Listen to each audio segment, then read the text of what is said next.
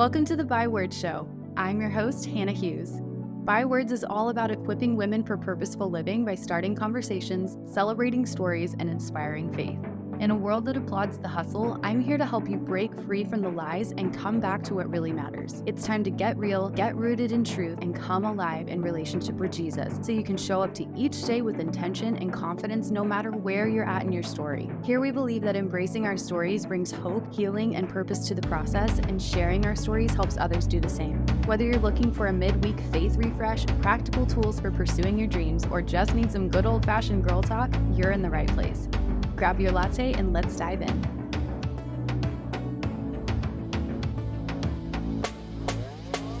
Hello, everybody. Welcome back to another episode of the Bywords Show. Today is the day, friends. I'm so glad you're here. Y'all, I'm so excited today to introduce you to Renee Maldonado. I found this girl on TikTok and I'm like, wait a minute, hold up. She's speaking my language. I got to know more about this. And I'm just so obsessed because you guys, Renee has merged the world of faith and fitness in the coolest way. And I just can't wait for you guys to hear her story. So Renee, thank you so much, first of all, for being here. Welcome to the podcast. Thanks. I'm happy to be here. It's going to be so fun. I can't wait to get into your story. And we have so much to unpack today. But first, I have to ask you our icebreaker question that we just always ask our guests around here, which is so fun because I saw you take a sip already. So it's what's filling your cup? Literally what's in your cup, but then also figuratively lately, like what's bringing you some joy? So this is a new drink. I've never had this before, but I'm on a caffeine fast right now, which is rough. Girl. So it's called Odyssey Revive. I found it at like some Whole Food store and there's no caffeine in it. So we're going to hopefully it gives me energy because I'm running on like no sleep right now. Girl. I feel for you. Yes, it's rough. And it's like, I had the revelation of, oh my gosh, I'm like relying on caffeine. Like I wake up to have my coffee. I'm like, I need to stop this. So yeah, a couple more days, but gosh, it's been rough. What's going to figuratively? I feel like I'm in a new season of business right now where I'm like really pouring in a lot of women and I'm making sure that what I do can impact as many people as possible. And so just seeing that come to life and seeing God in that has been super cool because I know it's not me, it's 100% him. So it's just exciting to see I see the vision of how I can impact women at a greater scale that I've never done before. So that's been super cool to like be a part of. Man, that's so amazing. Well, I can't wait for everybody to hear more of your story. So do you want to just start there? Do you want to kick us off? Like, how'd you end up in this world of faith and fitness and health and like merging all of these things that are usually not in the same conversation? And now like building this platform where you're sharing your testimony and your story for this like huge ripple effect, helping other women. Yeah. So I was a personal trainer for like 3 years and I went to the online fitness space because I was going to go to PA school.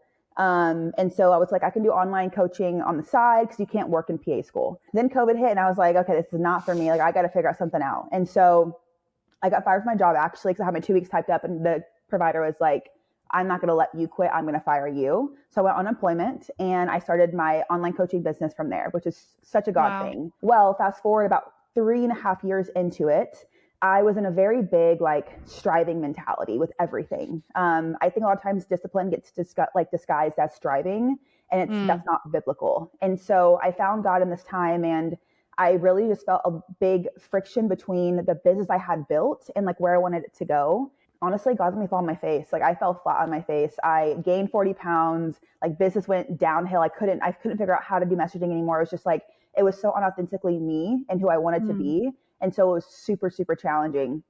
And in that time, I realized, okay, I'm doing all the right things. I'm tracking the macros. I'm working out. Like I'm grinding it out. And I'm doing everything I should be doing as a fitness coach. I know the science. I know what I'm doing. I know I'm doing it right. And it's still not working. And that's when I realized, okay, it's an identity issue. Like my identity is found in the world, but the world wants me to be like what I perceive the world wants me to show up as. And I'm doing that. And I'm not being who God's called me to be. And that's why I had such a massive conflict in my life that was showing in my body.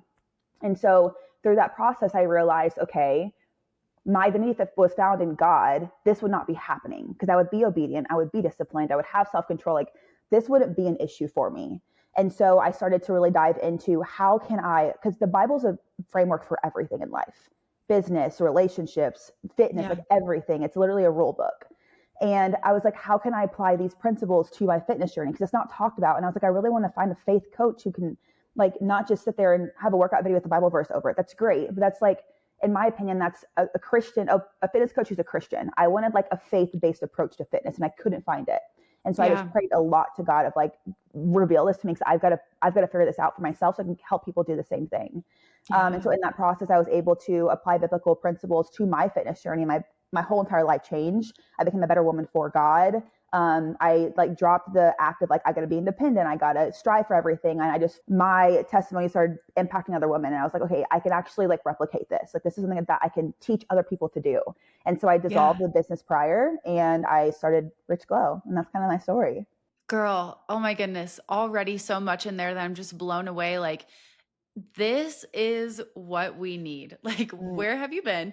And where has this conversation been? Because I mean, for those who don't know my background, I had an eating disorder for a really long time, body image struggles, insecurity, all of those things. And, I grew up in like the Weight Watchers era of diet culture. And now I'm an adult who's trying to be healthy Mm-hmm. and pursue this relationship with God, realizing, oh, it actually is an umbrella for everything that I do and it's not compartmentalized. So, how do we bring this all together? And so, oh my goodness, I don't even know where to begin, but I have to point out how you said so much of the time in our culture, and this makes so much sense, that a lot of the time discipline is striving that we've disguised. Like we've made it seem like this healthy, holy thing when really we're striving, we're depending on our own strength, and no wonder we're ending up in these crash diets, these cycles of shame, nothing sustainable. Like we're discouraged, we're unhealthy, we don't know what to do. So like, what was the big shift for you when you started approaching fitness this way and it like changed everything for you? Yeah. I had to, so in Genesis, it talks about be, do, have, be fruitful, do multiply, do subdue, fill the earth, take or have dominion, right? So I applied that to fitness, and it talks about like, we have to first become, like first it's being. And Mm, so with fitness and myself and my clients, I take a becoming focus over a result focus, because fitness has you focusing on the result, the weight loss goal, the body fat percentage, whatever that looks like, that's physical. yeah. And what I talk about a lot is success. Like, people think they've been successful in their fitness journey, and they have not, because they're in the same spot, like trying again. Success does not mean that you temporarily got something. That's not success. That's actually just a quick result that you've lost. So Yeah. fitness God's way looks like refining yourself, and that's focused on first becoming the person that God needs you to become, which will be your healthiest self. Healthiest self is your holiest self.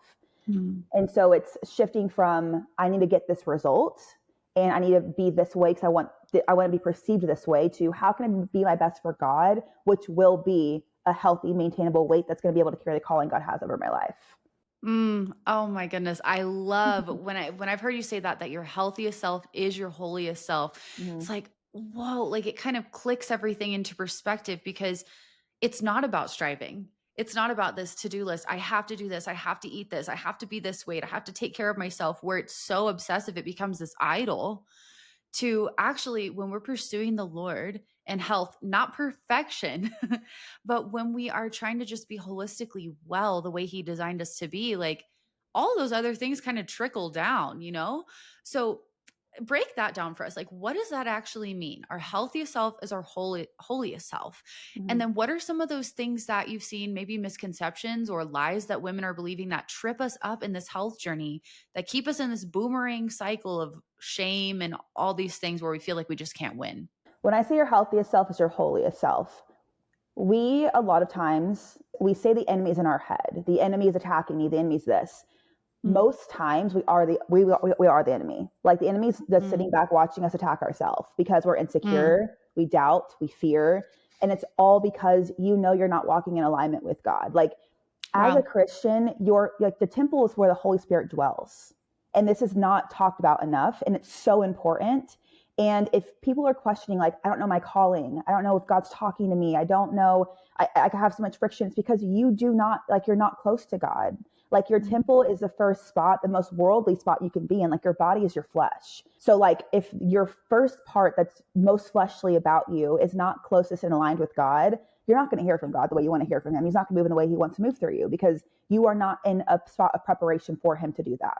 mm, So when I say your healthiest self is your holiest self, it's because when you are healthy, you walk with integrity, you have your identity. A lot of times people lack confidence, and confidence means to confide, and confide means to trust. And Mm. if you don't have integrity, you don't trust yourself. That's all that it means. And that's why you don't have confidence. And your identity is found again in the world, what either one, you want the world to see you as, or the lies you've been told your whole entire life that you believe and have taken on as your identity. That's not Mm. biblical, and that's not who God calls you to be. So your God-given identity and walking with integrity is going to give you confidence to walk out the calling God has over your life. You cannot do that if your body's not aligned with Him, which is why your Mm. healthiest self is your holiest self. What's the second question? I kind of had a little tangent there. Oh, no, I love it. I'm like, "Yes, sister, Okay. yes." Are we taking responsibility? Mm. Like, this is the kind of stuff where I'm like, "Okay, sis, hold my hand when you tell me."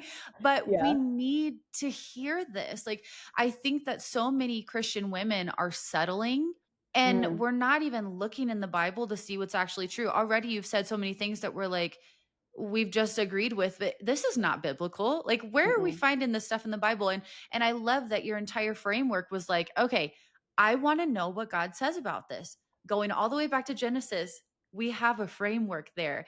And I Yeah. think it makes so much sense that we're going to get caught in this cycle when we're so focused on results. Mm. But I have this picture in my head of like, we're expecting this rich, juicy fruit, but like we can't even steward the soil or get a good root system going. So we've got all this ick coming out and we're like surprised by that. Like, sis, take a step back. Like, we got to do some root work here Mm-hmm. and figure out like the inside stuff because nothing, like, if we want that result, what we really want is going to come from that inner work that you're just talking about. So, anyway, I'm going on my own tangents now, but That's good. kind of going back to that framework, what do you think Christian women need to lay as the foundation for this transformation? Because again, if we're chasing the results, if we're chasing a number on a scale, we're Mm-hmm. going to be so disappointed because life's going to happen and we may fall off of our habits for a season. But if we can get that real transformation, the identity shift, like that will sustain us through hard seasons and when the scale isn't lining up to where we want it to be. You know what I mean? Like, what Yeah. is the foundation we need to lay here? I think one of the biggest misconceptions that Christian women are doing right now is they are praying over their workouts and having a worship music playlist while they train. Mm, This is like slapping a Christian label on something mm, because that is adding God into a fitness journey that you are still trying to control. The thing is, like, I don't teach women how to add God into their fitness journey. Like, we're not adding God into anything. We are building it off of Him. So I'm teaching women how mm. to rebuild their body from God's word. So discipline, identity, and obedience are all rooted in the truth. Like you mentioned, like we got to start with the root. It's got to, and the root too, like a root system's not built overnight and it's built in the dark. Like we've got to first do the internal work to have the external validation or not validation, the external result that we're wanting. And I think the biggest thing is like, here with the Be Do Have framework, it's not addressing the external change that you want. That does not matter. At the end of the day, when you're doing it for God, you're not relying on your own willpower or your own, again, like desire. Here's the thing. You have to totally surrender how you want your body to look because that does not matter. The only thing we have to worry about is being our best for God and knowing our body can and is equipped to carry out the mission He has over our life. Like if God says go, you better be able to go, not with Mm. doubt, not with fear, not physically restrained because you can't go up the stairs, like things like this. And it's, I think too, a lot of people say like the Bible doesn't tell you to be healthy and stuff because people back then didn't deal with the struggles we have now. Like the food Yeah. industry is literally the biggest enemy out there right now. People don't think about it that way.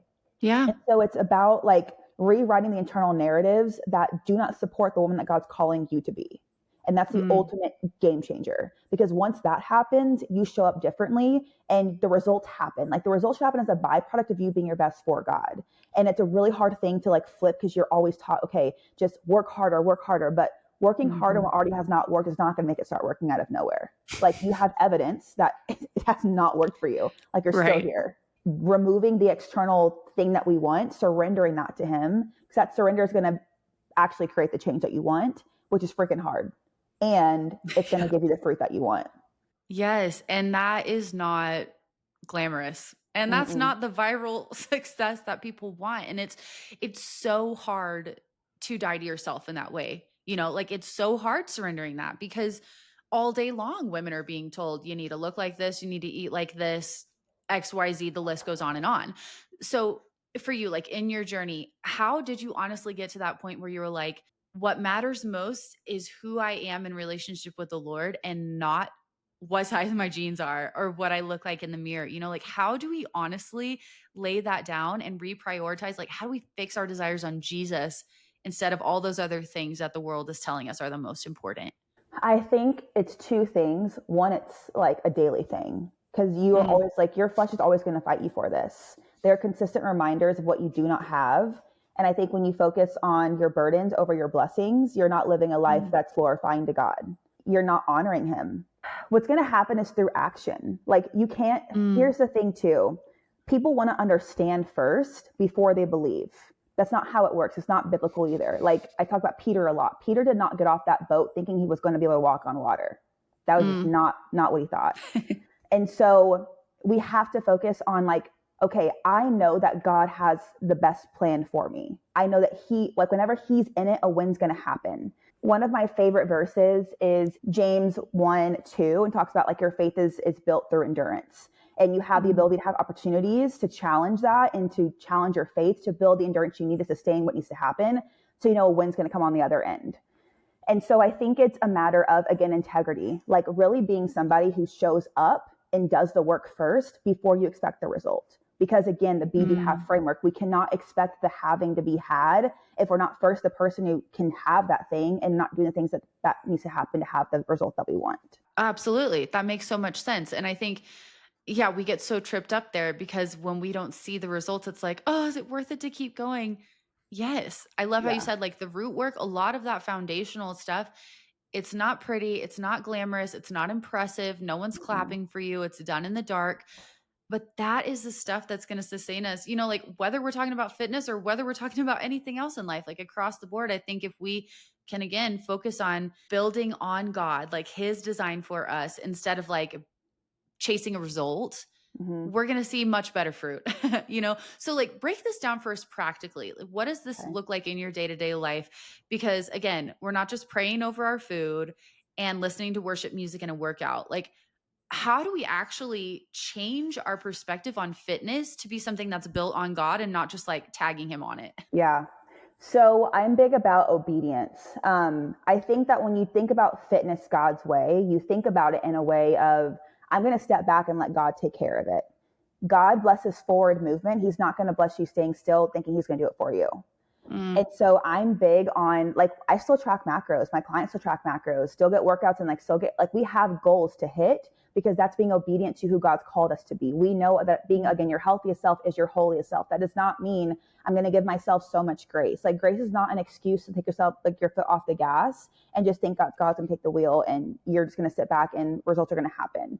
It's you yeah. showing up every day and changing your heart posture from, I have to get macros because I want to lose weight, but I'm going to do this because God calls me to nourish my body. Whether you eat or drink, do it to glorify God. That's in First Mm, Corinthians. Like, it's so important that you again apply biblical principles to what you're doing and biblical frameworks and truth to what you are doing. In Romans too, like, there's so many areas in the Bible that talks about your body. Like, your body is a living, breathing sacrifice where the Holy Spirit dwells.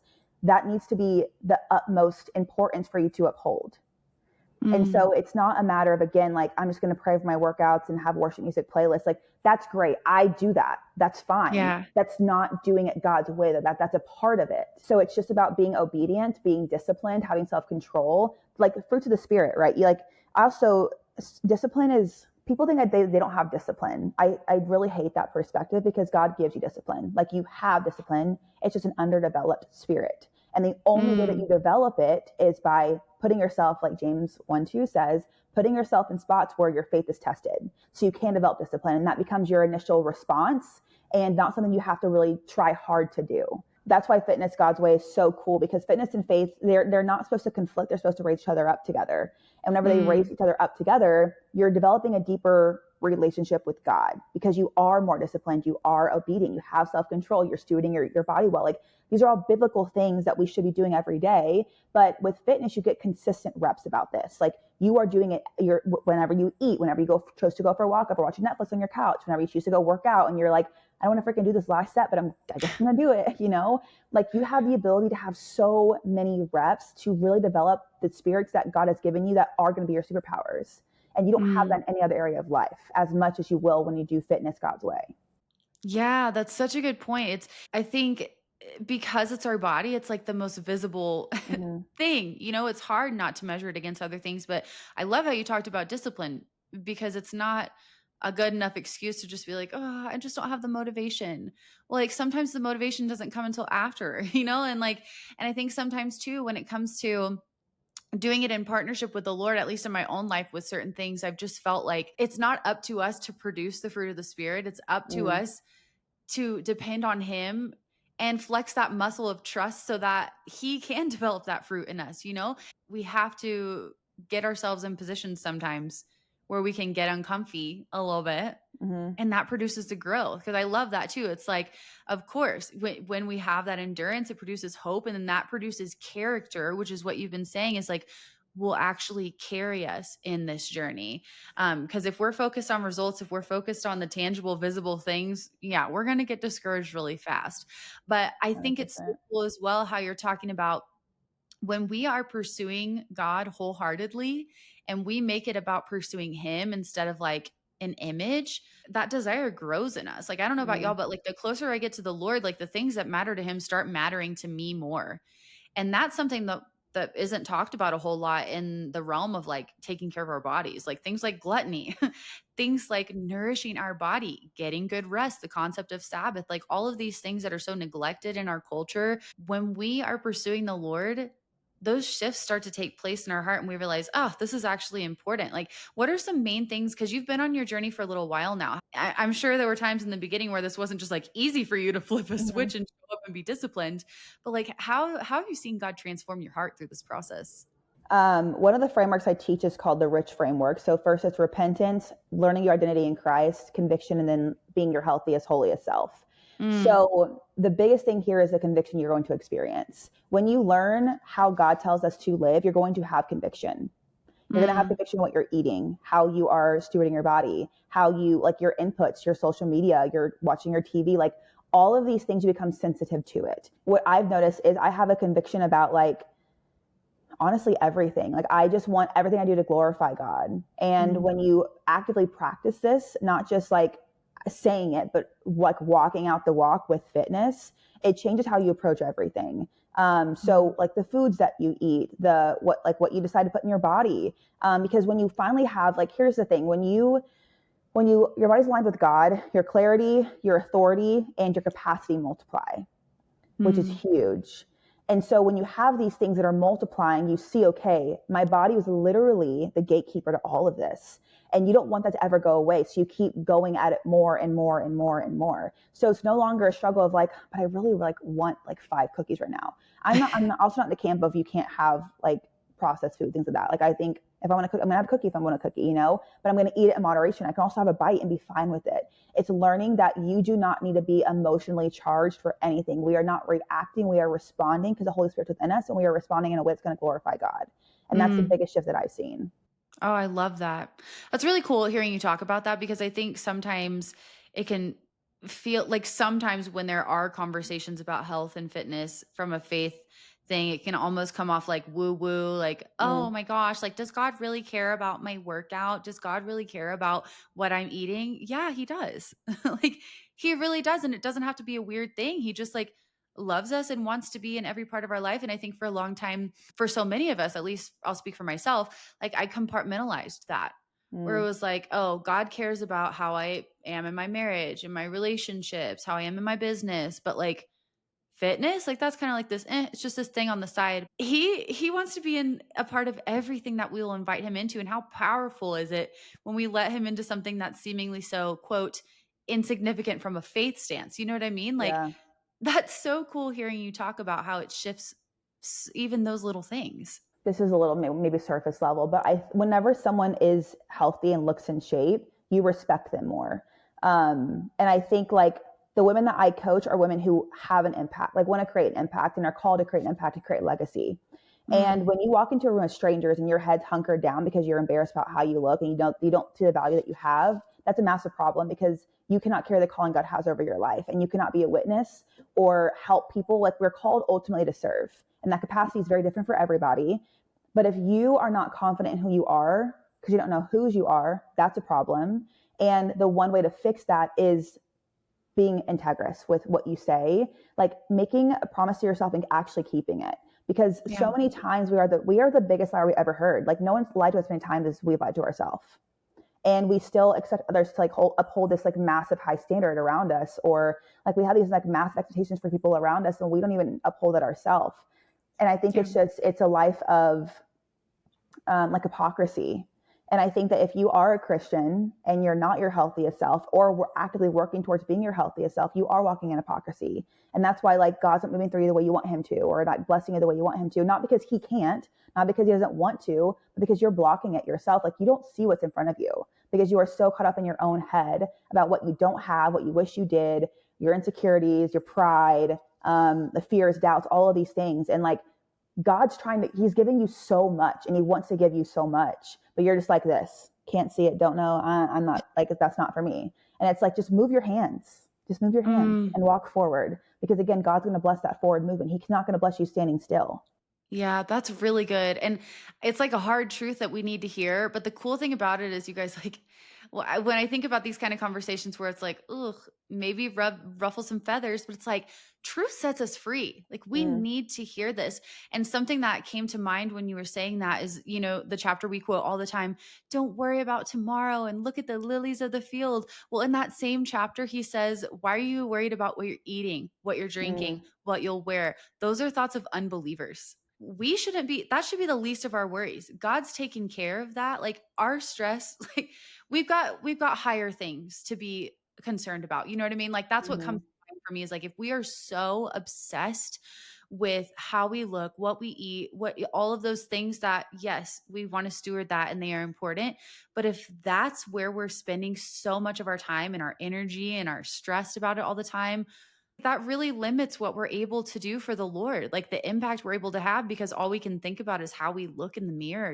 Like I wish that I had I wish that I could have swallowed that truth much earlier on in my process because it held me back. Like there were mm. so many times when I was younger where I was so concerned about how other people were perceiving me or how my body looked that I was not effective at all. I think God just has so much more for us. The way we feel in our body and the way that we look shouldn't be something that holds us back. And that's why this health and fitness thing matters. At least, like, that's what comes to mind for me is I'm like, oh, man, it's a heart check for me. Yeah. And I think it's, people have this perception too of, if I am putting myself first and I am focusing on my health, like that's not biblical. That is worldly. And the fitness space is massively worldly, 100%. And Yeah. you don't have to follow that. Like God calls us to Yeah. not walk the narrow road, like not go with the grain. And I just feel like so many times Christians are so opposed to it. And not even Christians, just like people of faith, just people who want to glorify God in their life, they're so opposed to it because it feels selfish or it feels like very worldly because they struggled with that in the past. Yeah. And again, that's the enemy talking to you. When you are aligned with God, the clarity you have and the boldness you display and the confidence you have to walk the walk that God has for you, that's a massive threat. The enemy does not want you to do that, because when you walk in that alignment, you are like a freaking rocket ship. And you can know, I always say, like to refer to it as like radio stations. God's voice is like a volume 2 jazz, subtle, slow music. Like you got to really be tuned in. The enemy's radio stations like volume 100, like rock, crazy, like screamo stuff. And most times we're tuned into the enemy's radio station because it's so loud and chaotic, and we're not Mm. getting still and tuning that down and listening to God's voice. When you are in such like chaos and just like massive turmoil, it makes sense that you feel like you can't do these things, or that it is worldly, it is these like whatever that looks like. But when you're getting attacked, that's when you know you're on the right path. Like when the enemy's Mm. actually attacking you, that should be like, wow, this is awesome. I'm moving in the right direction. You should be getting attacked. If you're not getting attacked, you're not doing enough for the kingdom. That's my opinion on Mm. that. Yeah, girl, say it. I had a professor when I was in Bible college. He used to say, new levels, new devils. It's like if you are moving forward, there is going to be an opposition to that. Mm-hmm. And that's not something to back down on or get discouraged. Growth takes a little bit of pushback sometimes. Like if we go back to that root example, like pushing through that, it's going to be uncomfy. There's going to be resistance, but that is how we get stronger. Man. Okay. So I'd love to know because I'm sure the girlies are listening and like, I love this. But like, But how do I do this practically? Like maybe she's a mom. She got kids running around. Maybe she's working 9 to 5. I don't know what it looks like. Are there things that you would say these are the important things just to get started, like to Mhm. start this path of really doing fitness God's way? Where would you begin? So I have what I do for my clients called the Rich Glow Standard.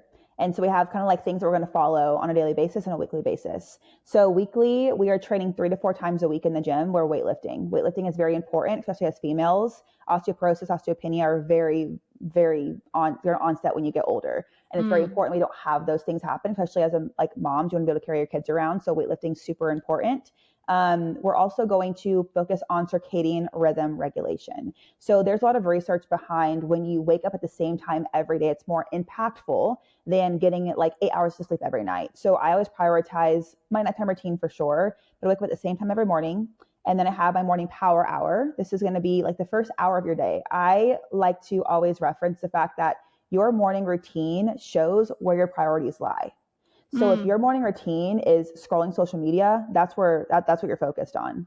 So morning yeah. power hour looks like the first hour of the morning. If you got to get up early and do this. I promise you it's going to change your entire life. Get up early, spend time with God, no phone, like no phone at all, at least first 30 minutes. I do no phone. I spend time with God, get in the word, do my prayer, go for a prayer walk as well with my dog. And I get movement after I eat a whole food breakfast. For breakfast, we're having about 30-40 grams of protein, drinking about 30-40 ounces of water. Really quick side note, front loading is huge for any woman who is struggling with their time. So front loading looks like either for front load your week or front load your days. I do both. So I will Mm, typically get most of my workouts in at the beginning of the week if possible. So I have the weekends for like when things pop up. I'm not going to be strapped to figure out, okay, how can I get this workout in or have to miss a workout. When it comes to protocols, water, protein, and steps are usually the biggest things that are going to be hard to get hit. So in the morning power hour, we get a big bolus of protein in, we get some steps in, and we get some water in because that gives you a mm. head start. So you're not playing catch up at 7 p.m. at night when you have 10K steps to hit Right. and you're like, that's not going to happen, Yeah. Morning power hour, circadian rhythm, training, also personal development. Like I'm big on having at least 10 minutes of developing yourself. That can be in the word. That can be listening to people who are biblically based.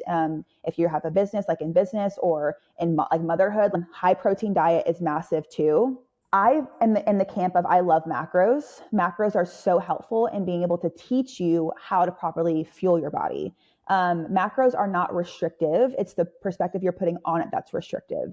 Macros Mm, are a way for you to have structure in your life and still live your life. So you can go have macros being tracked and still go out to eat with your friends or go on a date night and know how to eat to fuel your body in that situation. I'm the camp of like meal plans or like super strict diets. I don't think that's realistic or long-term approach. So mm, I love macros for that reason.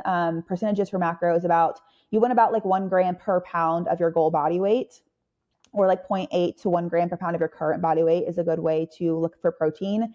You want about 25 to 30 grams of fat, and the rest goes to carbohydrates. That's like a pretty balanced approach to macros. Water about a gallon a day, about a 10K step goal. 10K is like a pretty average, honestly, goal to have. Anywhere from 7 to 10K steps is ideal. 8K steps has been research backed to like really improve your overall quality and longevity of life. And that's kind of like what you want to uphold standard wise for the Rich Glow standard is just living a life that's going to glorify God and steward your body well. Also getting outside walks. Sunlight is so good for you.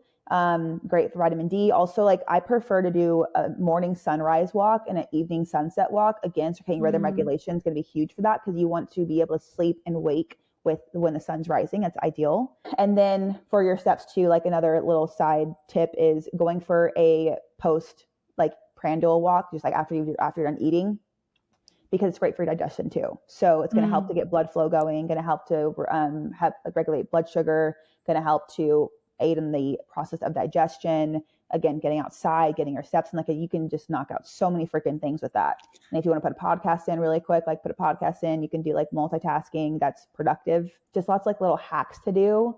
But that's kind of the overall view is just, again, how can I make myself my best every day for God? And the morning power hour is going to be the biggest thing here because you set your intention for your day on how you're going to show up that day. Mm, that's really good. I love the idea of front loading because how true is it? I mean, how many times do we get to the end of the day and we're like, oh, I need to drink a gallon of water. Let's start right now. Yeah. And so I think like setting ourselves up for success is just like reordering.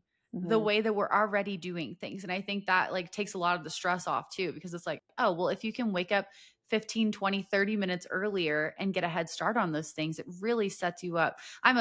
I love a morning routine also, like how you start your day and how you end your day also. Like the way you go to bed is how you're going to start the rest of the next day, all of the things. So I love that.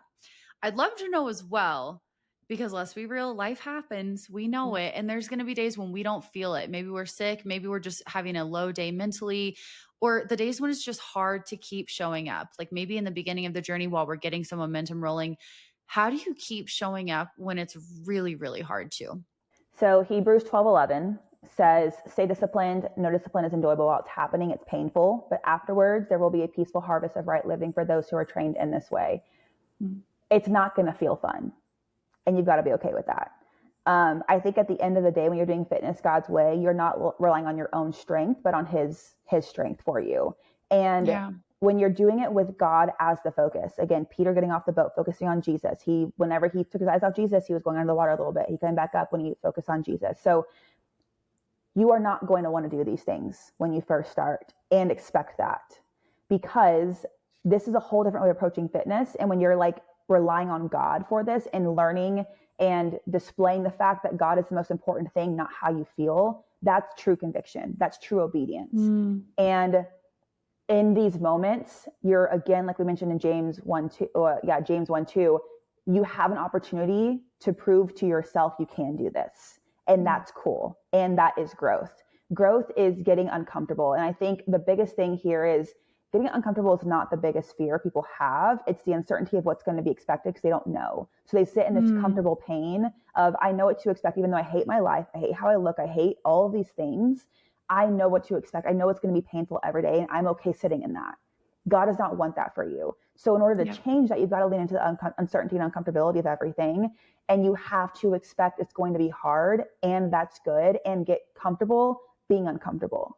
And it's going to have to be, again, like reps. And that's why fitness, it's so cool when you put faith into it. You get the ability to develop this, and it's going to develop at such a faster speed than like once a week, because it's an everyday, multiple times a day thing that you're going to do. So just remember, when you're going through these things, like discipline is not easy to develop. Obedience is not easy to develop. It's scary because you don't know what's going to happen. You don't know if you're like listening properly. You don't know if, you don't know anything. And it's like, but that's how you develop faith. And if you are not able to move in uncertainty and move when you are uncomfortable, you don't have true faith. You have so much control grasping that. And that is not biblical at all. That's so true. I love that. And I think so much of this conversation, what we keep coming back to is like, obedience is more than a feeling. It's choosing that you want to, it's choosing, like prioritizing God's best over momentary comfort for the long term. Like, I love that. And the thing is, like, he's faithful. If you show up when you have nothing to give, he takes care of it. Like, he carries you through that. And you have the best opportunity when you feel weak to see his strength. Yeah. And so I love this approach to fitness. And of course, like, there's so much more where this came from. And I love that you have so many more resources, and I want you to be able to share all of that. But I'd love to know, before we go, is there any last encouragement or advice you want to give to the girls who are listening today? I'll speak to moms first. I think as a mom, your number one duty is to be the best mom for your kids, and also be the best wife possible. You cannot do that when you are not your best self. So if you're not pouring into like, how cool that your kids get to see a mom that is stewarding her body well and knows God so deeply and gets to display that in every area of her life. And they will never question if their mom knew God or if their mom lived out life for God. So moms have like such a superpower, because they get to literally be the example, and they get to show their kids what it looks like to honor their body, to honor their husband, to live a life that God has directed them to live. So I think that for moms, it's so important that you are setting the example, because what you say will never carry a torch to what you're doing. And if you are, what you are doing, your kids are going to follow through on. So that's like for the moms. I think too, for people who are creative and they have the vision, I always say, God's not going to make you earn anything. You already have everything that you need to be the person that God's called you to be. You just have to show up for it. You also are not living as her right now. And that's not going to happen by you continue to question what God's doing in your life or wants to do for you. If you've gotten the vision, he's brought the light to your darkness, and it's on you to carry that out. And if you don't, You're going to meet him one day. My biggest fear is like meeting God one day and him being like, this is what life could have been like if you didn't operate in fear, if you didn't allow your insecurities to control you. Like, you could have done all of this.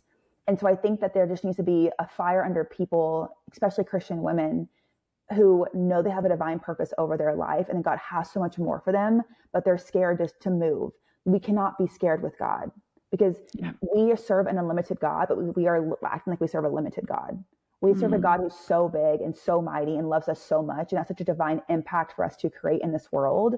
And we cannot allow ourselves to get in the way of that. That's so good. Renee, I just really appreciate your willingness to speak the truth. Like, not wavering, just being willing to get real, especially in an area where a lot of us don't expect to hear it. Like, we don't expect for these things to be so connected, but they are. And there's so much freedom in it as well. Like, I know that when there's fitness conversations going on, it can feel like, this pressure, this weight that we put on ourselves to like, okay, got to get my life together, got to get my act together. But the way that you approach fitness through partnership with the Lord and building it on him as the foundation, like there's just such a freedom, independence on him in that. And I am obsessed with it. So will you well, first of all, thank you so much for being here. I'm so grateful for you and everything that you're teaching and sharing from your own story. But will you tell everybody where they can get connected with you and just keep following along from here? Yeah. So Instagram, TikTok are at Coach Renee or Coach.Renee. Very easy. I'm really active in the DMs. So if you have any questions or like want more clarity on something or me to go deeper, I'm totally open to having conversations with everybody. Yes, absolutely. I'm telling you guys, like, you gotta just go binge all her content because it is good. It's more hard-hitting truth like this, and you will just walk away feeling so encouraged and so inspired to like grab hold of all God's best for your life. Like, don't waste another day settling for something that's less than all the goodness he's designed you for. So anyway, I could go on and on. Renee's about to be your new bestie, so go follow along. But thank you so much for being here. I'm so grateful for you. Thank you for having me. This was so fun. I hope that they got a lot of value from this.